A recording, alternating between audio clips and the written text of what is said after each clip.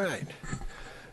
Good evening, everyone. I'd like to welcome you to the January 9th business meeting of the Grosse Ile Township Board of Trustees.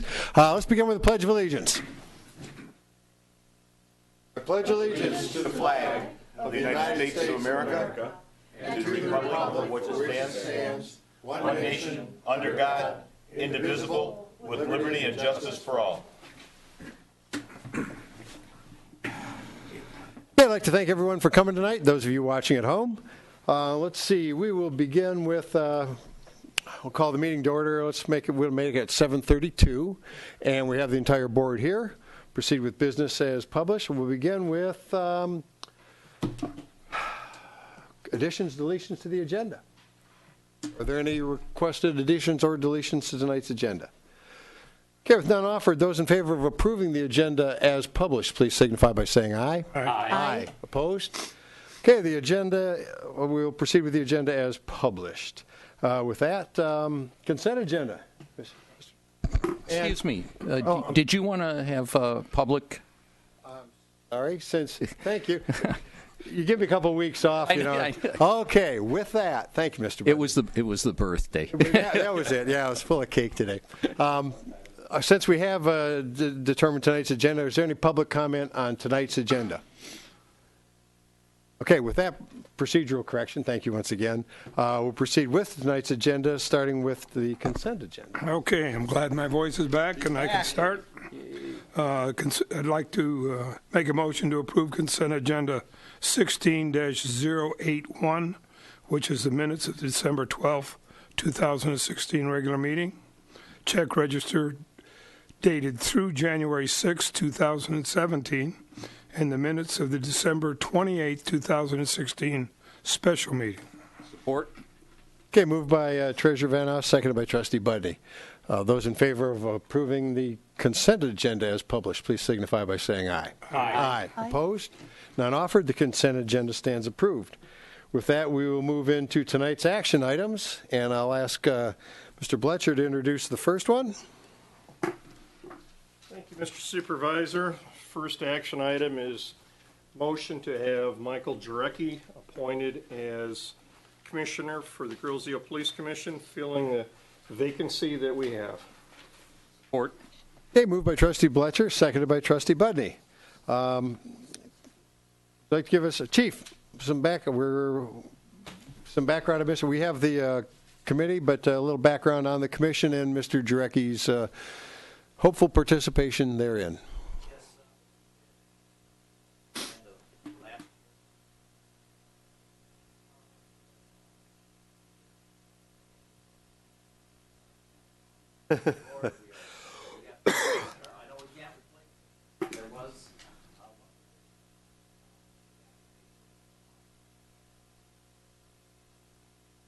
Commission itself.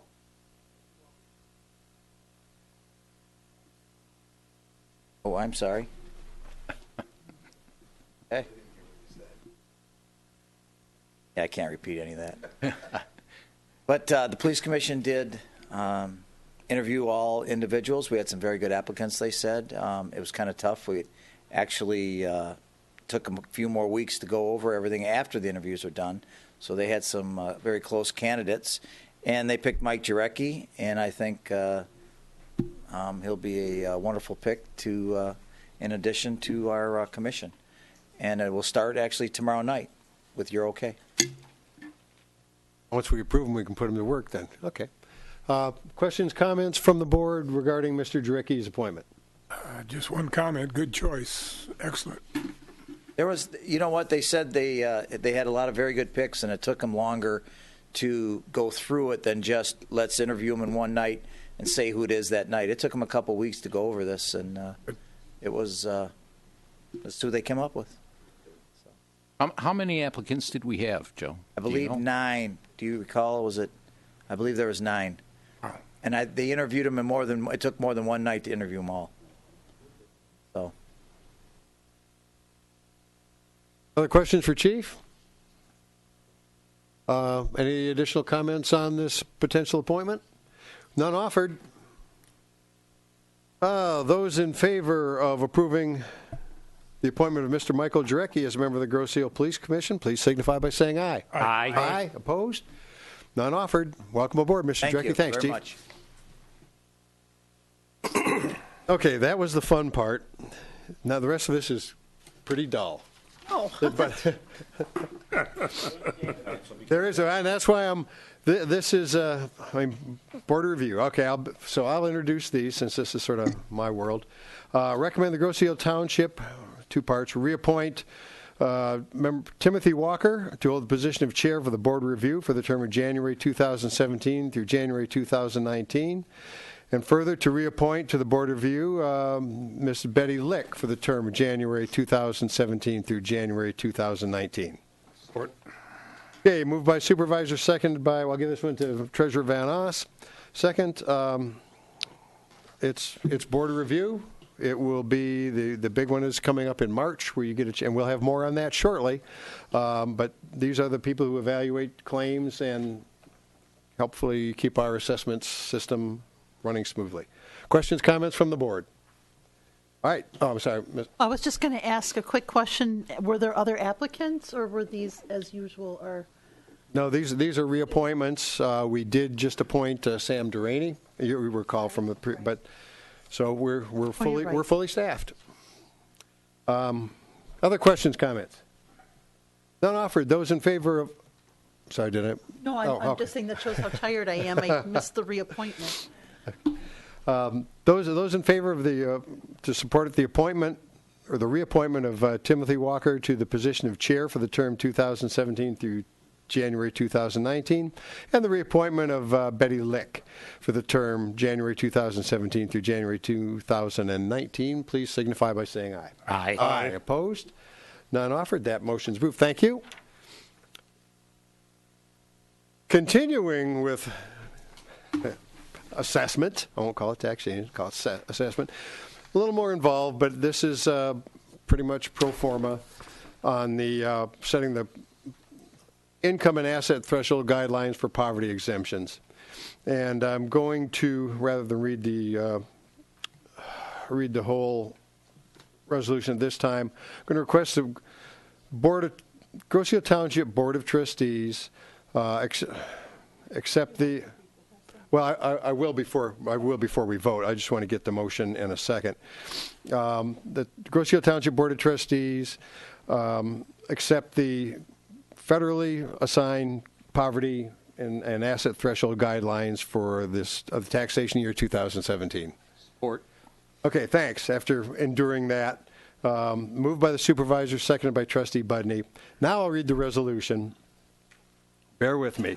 Whereas the homestead of person or persons who, in the judgment of the Board of Review, by reason of poverty, unable to contribute to the public charges, is eligible for exemption in whole or part from taxation under the general property tax, and whereas Township Board of Trustees is required by Section 7 uniform of the General Property Tax Act, Public Act 206 of 1893 under Michigan Compiled Laws 211.7 uniform, to adopt guidelines for poverty exemptions. Now, therefore, be it resolved, pursuant to Michigan Compiled Laws 211.7 uniform, that the Township of Grosse Ile, Wayne County, Michigan, adopts the federal poverty guidelines used in determination of poverty exemptions for 2017. 2016 Grosse Ile Township Poverty Guidelines, size of family unit, 1 person, poverty guideline, $11,880. 2 persons, $16,020. 3 persons, $20,160.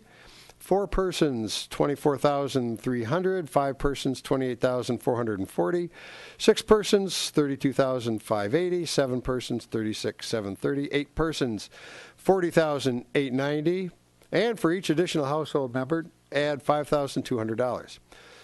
Part B, homeowners and all household members with liquid assets, defined as anything readily converted to cash in excess of $57,000 shall not be eligible for a poverty exemption. And Part C, completion of the Township of Grosse Ile 2017 application for hardship exemption.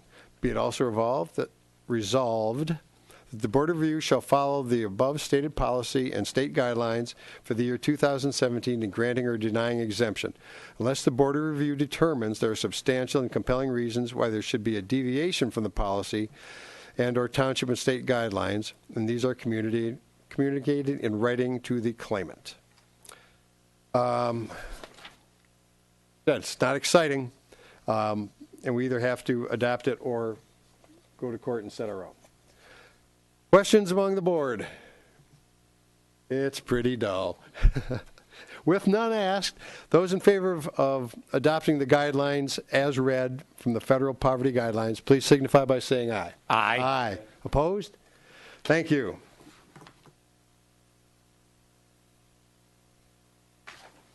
Continuing with my fine reading skills, this is a little bit better. Recommend that the Grosse Township Board of Trustees allow residents to file protest to the Board of Review in writing without a personal appearance. Short version. Who's that? You or Jim? I'll give it to Jim. A move by Supervisor, seconded by Trustee Budney.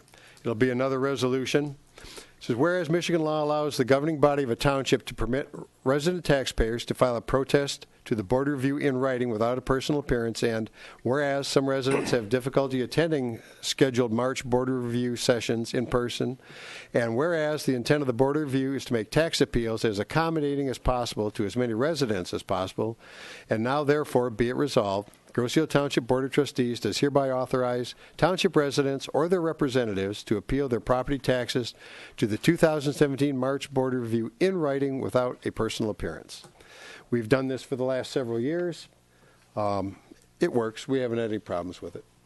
Questions among the board? None offered. Those in favor of allowing residents to file their protest to the March Board of Review in writing without a personal appearance, please signify by saying aye. Aye. Aye. Opposed? That stands approved. That will continue our trend on that, and that is our last action item. With that, we'll step to the clerk's report. Madam Clerk. Thank you, Mr. Supervisor. Brian, do you have anything that you think we need to announce for this meeting? Nope, we're Okay. good. Deputy Clerk Sharon Gray is taking care of in-laws. I'm taking turns with my sister and my family of taking care of our mom, and I want to thank again our fine GIFD and ambulance force for their great work. I know that right now this time of year keeps them very busy, and it's nice to know they're out there and making people feel comfortable on their way to and from hospitals and rehab centers. So that's it for me. Thank you, Madam Clerk. Mr. Treasurer. Thank you, Brian. The December investment report is being compiled. The November investment report is available on my website. We continue to collect the winter tax payments and late summer tax bills. Payments at Township Hall. Winter tax bills are due on February the 14th. Winter deferment is still available. Eligible residents can apply for extension of the winter tax due date of February 1st to 2017 to April 30th, 2017. Forms are available at the Treasurer's office. You can go online and check any information you need. Winter property tax collected to date is about $9,465,613. 51% of that has been distributed to the county and the schools. Dog licenses are available at the Treasurer's office for a fee of $6 until the 31st. After that, it'll go up to $12. Commerce Park will meet on the 17th, which is a Tuesday, rather than our regular Monday meeting, and I have nothing further. Thank you, Mr. Treasurer. Move on to trustee reports. Trustee Malvesto. Thank you, Mr. Supervisor. First off, I'd just like to say Happy New Year to everyone. Looking forward to a good year. On the BPAC Commission, they have, I believe, 3 openings currently. Applications should be available here at the Township for any that are interested. It's a very active commission, and they're looking for people who have a lot of initiative and want to get involved with our bike paths and sidewalks, that sort of thing. So please, if you have any interest at all, come down, draw an application and get it turned in. Fire Department Chief, what do we end up total last year? Total of 657 calls. Majority are emergency calls. Just over 100 were fire, correct? Yeah. So very, very active last year. All I can say, Chief, we got a long year ahead of us. So that's all I have. Thank you. Thank you, Mr. Malvesto. Mr. Nelson. I only have one thing, Mr. Supervisor. Is this the appropriate time to ask if we can have a study session prior to the January 23rd board meeting This is a good time. about recreation? Yep. Okay. Get in touch and we'll set up an agenda and make it happen. Okay. Thank you. Thank you, Mr. Nelson. Mr. Budney. Thanks, Brian. Geez, I did so much supporting on the action items, I really have nothing left. The DPS meeting, which normally would be tomorrow, has been canceled. And to my knowledge, there's no ZBA this month. So that's all I have. Thank you, Mr. Budney. Leaving, Mr. Bletcher. Thank you, Mr. Supervisor. I have two reports, one from the Open Space Greenways. We met on January 3rd for the first time. I had a chance to meet all of the people there. And wonderful experience. Some very good, talented, and very enthusiastic people. Had the privilege of walking the wildlife trail at the Wildlife Refuge between Horse Mill and Bridge Road. And we're looking at what we can do to get the word out to have more people use the trails and the bike paths, particularly the trails. There's some excellent trails. You look at Manchester and some excellent loop trails. And 4 seasons out of the year, we were out there last Saturday at 1 o'clock, and it was about 15 degrees, but it was beautiful. Just beautiful, light dusting on snow. I encourage everyone in the township to go out and take a walk. It really is nice. Second report comes from the police department. First of all, I want to thank everybody for supporting Mr. Jarecki's application and nomination. It was a unanimous consensus and a unanimous decision by the commission. We feel he's going to do a very good job. It wasn't an easy choice. We had other people that were very, very well qualified, but settled for what we thought was the person who gave us the tools that we could move forward with and use best for the commission. I would note that for the month of December, there were over 14,000 miles driven by our officers. Grosse Ile has about 145 to 150 miles of roads, depending upon what you call a road. So you're looking at 14,000 miles in 31 days. We had 1,395 incoming calls. The operation is 24/7. Some of those calls included 37 alarms, 43 rescue, and 93 911. And I would again say that it is the police and the fire and police that work together so well. And these two gentlemen do a tremendous job. They have molded together a community public safety that I think is second to none. They do a great job. I also promised that I would bring in Chief Porcerelli for an update on the coyotes, and the chief's also going to tell us about a couple of awards that he intends to make.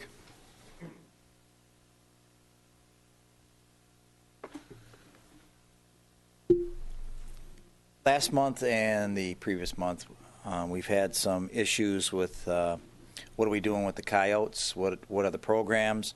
Since August 1st of 2014, we've had a program in place.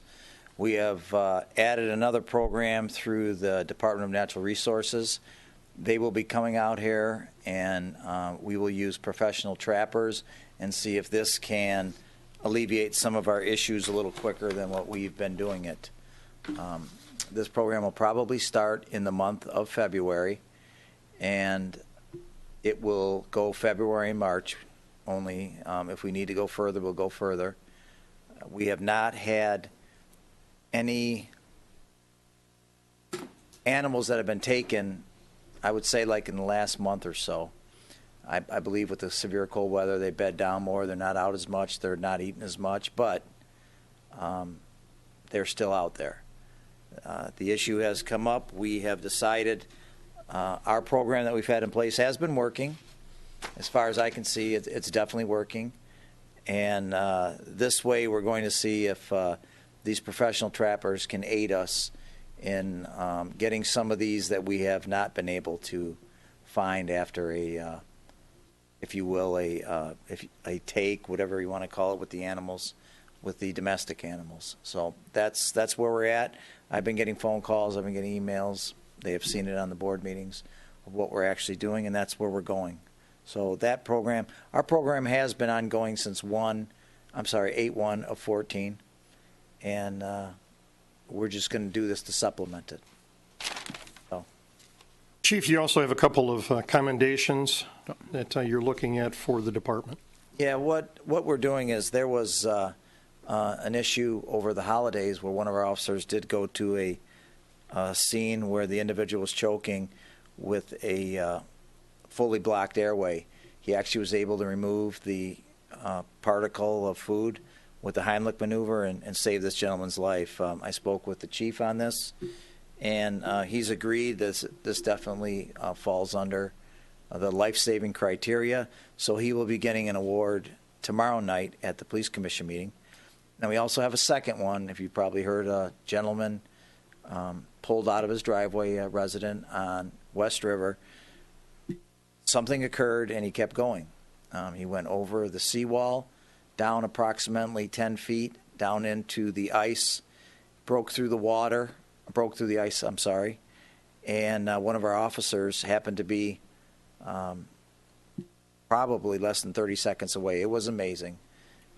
If you listen to the 911 tapes, there was a witness when this gentleman pulled out of the driveway. There was a witness to it, and the police officer was behind the witness. I don't know how much better you can get than that. I really don't. This gentleman was blessed. Of all these things came together that day for him to give him a second chance on life. The car did go upside down into the water. Passenger compartment, if you will. I'm not sure if you saw any of the pictures. The passenger compartment broke through the ice and was underneath the water, and he was trapped inside. Our officer did go in, went in the water, broke the window out, was able to retrieve this gentleman from inside that car and pulled him out. I was talking with Carl this afternoon and told him that this definitely qualified for an application for the Michigan Meritorious Service Medal. And what that is the highest medal in Michigan for life-saving and courageous acts above and beyond the call of duty.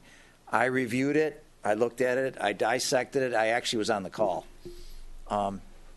I got there approximately probably 30 seconds after, 45 seconds after. Doug Carmack is our officer. I got there right after he did, and he did it all. I was amazed what I saw. I was absolutely amazed. It didn't take me long to figure it out because I actually had firsthand knowledge by sight of what he did, and what he did was absolutely amazing. I kidded Carl today, but he did get a verbal warning for going in the water without a life jacket where there is no lifeguard on duty. And we talked about that, but he's okay. He was fine. He did save this gentleman's life. There is no doubt about it. That water, it was up to his neck. We saw it. I saw it firsthand. I was really amazed. And I just want people to understand something. I know that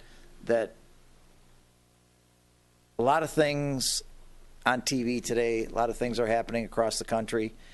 And we have such a great group of individuals that work for the police and fire department both here. I think we have a very special group. I'm not going to say that sometimes you don't have problems. We do. I would be remiss to say that if we're 100% perfect, never. No one is. But we have some people who really care about our citizens and people without even knowing them. We go into things when everybody else is running out of without a thought about it. This gentleman put his life, and we had a long talk. I'm going to tell you the truth. We had a long talk about this. He put his life on the line, which is phenomenal for somebody else. He has a family, and he doesn't even know the individual. He didn't even know this gentleman. Not to say it's better if you know him or you think more of it, but for your own child, you might do things a little more than you would for somebody you don't know. But we really have a great group, and I think this merits, at least what I have to do is it's an application to the state. We go to the MACP is the Michigan Association of Chiefs. So we go to that, they review it, they have a chiefs group, a panel, and if they believe that this warrants it, then he will get the medal and he will get to go up to the chiefs meeting to accept this, though. I just believe that that he's deserving of it. And I'm going to put that application in. They don't take applications till February for the year previous. And then they vote on it, and then we'll know by June. So this may take a while, but it is starting. It is in effect, and I've gotten the ball rolling on it. Chief, would a resolution of support from the board be appropriate to add to the whatever dossier you send up for it? I'm not sure. You may get one whether you want it or not. That's fine. I mean, it won't hurt. I'm not sure that's what they're looking at. All I have to do is fill out that application. But also because I have personal knowledge of the event being there may help out also.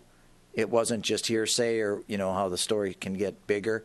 I mean, I saw it firsthand, and I will include that in the application and the information part of the application. So I'm not sure that's what they look at, and then they review it from there. And then if they have any questions, they call the individual that nominates the person. But this is the highest award in Michigan that you can get, and I just feel that you earned it. Definitely, I feel it qualifies. Well, whatever we can do to support you on this, let me know. I will see what else they want. The applications don't come out till February 1st of 2017, 4/16. And whatever it says on there, if they need something or if there's any other kind of information, I definitely will get with you. Who is the other officer in the other life-saving incident? Kevin Counts, Officer Counts, is the one with the choking victim. I want to take a second. Thanks, guys.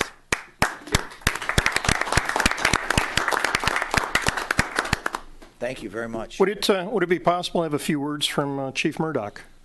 Duncan, your people are on scene all the time. Like Joe said earlier, this is a perfect example of police and fire working together. Joe and I consider public safety as a single unit. Obviously, police and fire are two different types of operations, but we definitely have what Joe said, that type of personality in both departments that are putting themselves on the line every day they go out. And I think it's a testament to our membership on how our departments run. Update on both of the individuals? The one that went in the water, he's doing great. He brought cookies in and donuts and all that kind of stuff. He's doing very well. And the choking victim's doing fine. Excellent. Thank you. Thank you very much. Joe, Thanks, Chief. Joe, before I have one quick question. Take you back to the Coyotes. Yes, sir. What's the program? What are we shooting for? Are we shooting to eradicate the Coyotes or get down to a certain count, or what are we looking at? At this point, we're not looking to eradicate. What we are looking for is there's a group of coyotes that we are having a difficult problem going after for where they're at, where they're hiding. And their dens have been shown to have articles that would show me that they are in the process of taking domestic animals. Without getting too gruesome into that. And what these are is the traps that don't kill the animal, but they will trap them and take them out. And that's what we're at. Before, as I stated, we do track if we believe something has been taken and we can track it, we will try and track it. We've also had tried to get a count, and we couldn't get that count from the air. We're going to try and get that this at the end of this winter to see if we can get deer and coyote. Because as you know, our deer culling program is in effect right now. And if I may just add, because I've been getting emails and calls, we have started already on January 1st. We are close to 20 already. They're doing very well. And we're shooting for 150 deer. And again, this will go only January and February. The DNR will not let us go into March. That's just their laws. And what we're going to try and do is combine some of this together. It will be up to the Township Board on how far you would like us to go. And I'm not trying to throw it on your lap, but you'll have to make that decision. I made the decision in August of 14 to begin an aggressive move to go after the animals that are causing us harm and causing our domestic animals harm. And this way, what this will do is actually be able to get some of the animals that I know we're having trouble getting, especially in subdivisions. Because in the subdivisions, I'm going to tell you the truth, we can't take an animal out how we normally do it. It's too dangerous. So that's the reason we're going to try the trapping. more in the subdivision area as opposed to, say, the airport area. But it will be up to you to decide as a group, and you will let me know. But I have a feeling that if we can take this down and still do our program, if any of them are seen near homes, we will go after them. I don't feel that this is an animal that, we just going to hold hands and sing Kumbaya with. It's caused too many problems with us. When they start jumping fences and stealing your domestic animals, I've got an issue with that. I've got an issue because I don't want to go in front of this township board one day and say, oops, it was a child this time. I should have known better. I can't live with myself that way. I'm going to be proactive, and until, the reins are pulled in, I've got to continue this. And the trapping will help us out in these other areas. So we will continue moving forward with this and continue doing what we got to do. And I'm going to tell you straight, if they're eliminated, I will never know. But if we eliminate them or bring them down to where we have no problems, what a beautiful thing. That would be a beautiful thing, because there would be enough food for a small amount. And that's the problem that we're having, is they're coming in to the subdivisions looking for food that they don't have in the woods. So that's where we're at. Thanks, Joe. Mr. O'Connor. Just a couple of quick questions. One, in the past, the venison from the cull has been donated to food banks. Is that happening again this Correct. year? Every year, this is the 9th year this program's been in place. Up to last year, 58,000 pounds have been given to a food bank in Detroit. Mr. Art Kester, I apologize. Ed Kostroff. Ed Kostroff. I love Art too. But Ed Kostroff works with a feeding program in Detroit, and Ed has his program where they're dressed out here, they're brought to Solt's. They're all tagged. Everyone is taken, accounted for. We have to list them. We have to give all the paperwork to the DNR. So 100% of the meat in this program is given to this food pantry and not Light and Life Ministry. It's called My Brother's Keeper, and it is about a half a mile north of Motor City Casino. Yes. And so that we're clear, the cost of processing the deer is picked up by the church and through donations there. Each of the animals yields, on average, about 66, 67 pounds of meat. And the first 3 years we did that produced 50,000 meals for the homeless.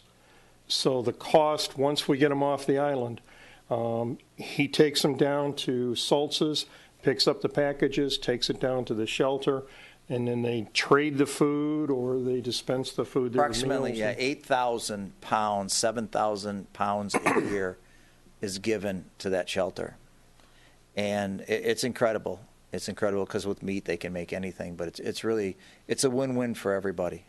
It's right. a win-win. So, because a lot of people are concerned, and especially a lot of times kids are concerned when they hear about the culling of the deer. Yeah, that it's something all also 100%. very positive comes out of it. We have to track it. We have to monitor it. We have to, everything is given to the DNR. The DNR comes out and monitors it also. They come out and take a look at our program. And every year, 100% of the meat. And we're up to about 58,000 pounds as of last year, which is incredible, which is really... One thing I'd like to add to that is the fact that we started out with approximately the same number of deer that we have right now. So while you're seeing these numbers, you still have a reproduction rate of about 1.3 times. And the DNR, when Mr. McDonald came out and told us the reason we started this program, twofold. One was because of the number of deer car accidents and plane accidents. And the second one was that the number when he was started was over 400. They multiply at 1.3, so the following year you're looking at 550. And then the following year after that, you have starvation. Mr. McDonald noted that there's something called the browse line, which is as high up as the animal can reach and still obtain food. And we had a definite browse line on Groseal. So we're treading water. 2 years ago, we did not do the program, but we're right back to where we started. So while we've sent those numbers downtown, we're just at the same level of deer as we had 8 years ago. Well, it's interesting because every spring we actually see now a lot of twin foals, I You think. do know that most do give Fawns, thank you. birth to twins. I didn't know that. Yeah, most so of the deer do give birth to twins. It's just the way it goes. And my yard seems to be a favorite place. My second point to you as well was we were watching. I think the Canadians are also experiencing some very serious problems with coyotes, and they just had a special on, I think it was PBS or maybe it was CBC. In Canada, part of the problem is in the wild areas, in order to view coyotes, people are feeding them from the cars, and the coyotes are learning that if you hang out at the roadside, somehow you're going to get a meal. So one of the comments of the show was how bright these animals are and how quickly they can adapt their behavior when we modify our behavior. But I think it's interesting that that's occurring in the wilds, and here we have it right in a residential community. So it's broader though than just our community. I thought I'd share that with you. it is continuing, and I believe it'll work. It'll work what we're doing, and it has worked, and it will continue to work. So, thank you, Chief. Thanks, Chief. thank you. All right, with that, next would be the Township Attorney. Mr. Sorty, any? Okay. Mr. Ream?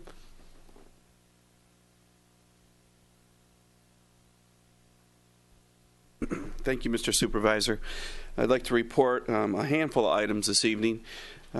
First of all, as everyone knows, the Recreation Director position is vacant, and that has been posted and is open for application until the end of this month.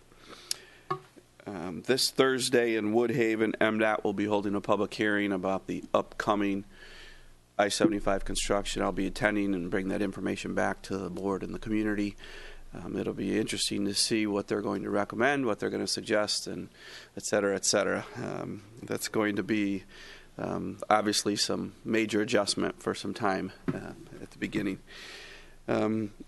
As I'm sure all of you at the table have noted, the township hall repair is well underway. Most of the drywall is up. Everyone knows that the insulation is in. That will be continuing over the next several weeks. And the Girlsdale Connect, the Girlsdale app, we are approaching 3,000 subscribers. I think this afternoon we were about 40 away. So tell your friend to tell another and have them tell two and so on, so we can make it over that 3,000 mark. The app has been very successful. We received a lot of good input and feedback, but I want to express to everyone, please give us your feedback, good and bad. If you've noticed, we've done a handful of push notifications that are, I guess we'll say, more aggressive than what they were when we first started the project. They're more informative, and we've received a lot of feedback where the users say, yeah, tell us what's going on. We want to know about those programs and things of that nature. So we're kind of experimenting a little bit, pushing that a little bit further than what we were originally thinking. We're obviously anything emergency in nature, anything notification, anything to do with roadways, the bridge notifications, et cetera. We're going to always continue to do that. If the users find that they don't like some of the things we do, don't quit. Just let us know your feedback. We're trying to find that happy place. We are working with the Barzy, the app developer, to do some adjustments, change some buttons around. We're working on how to archive the notifications. When you receive a push notification, some people's phones, it stays there. Some people's phones, if you bump the wrong button, it disappears and you go, what was that? Every phone is different, unfortunately. So we're working on them to help us archive those.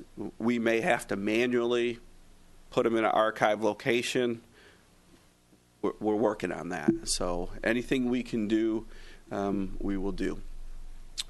But again, please provide your feedback on the use and what you like and what you don't like. I had some questions. The recent bridge maintenance this weekend, that was Friday evening and Saturday morning, that was scheduled maintenance on the lighting and the markers. A month and a half, 2 months ago, they had some transformer and some switch issues. That was the larger issues. That is all in order. So I just wanted to report to everyone that as of this time, the bridge is functioning and operating properly. And legal fees for Woody. $974 total, Riley. $974 in legal fees. Mr. Supervisor, were you going to talk about the rink, or did you want me to make mention? If you know the times. Anyway, go ahead. Mother Nature has been cooperating. We've had some ice. We had some ice before Christmas, and then it got kind of sloppy and wet and soft in between. And then we were able to have ice again this past approximate week. The rink has open skate hours from 4 to 8. Obviously, if you want to reserve it before or after, you can do so. We ask you, feel free to play hockey, but during that open skate portion, work together.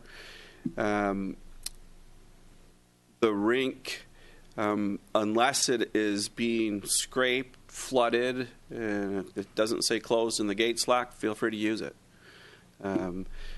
It's pond hockey. Again, I want to remind everyone it's not going to be a perfect skating surface, but it's Mother Nature seems to be cooperating. Of course, we're supposed to get some snow-rain mix over the next 24 hours, and it's supposed to reach 50. So even if there's ice in those situations, if it's soft, if it's going to crack, if it's going to break, it'll be closed. So just keep that type of thing in mind. So with that, nothing further, and Happy New Year. Thank you.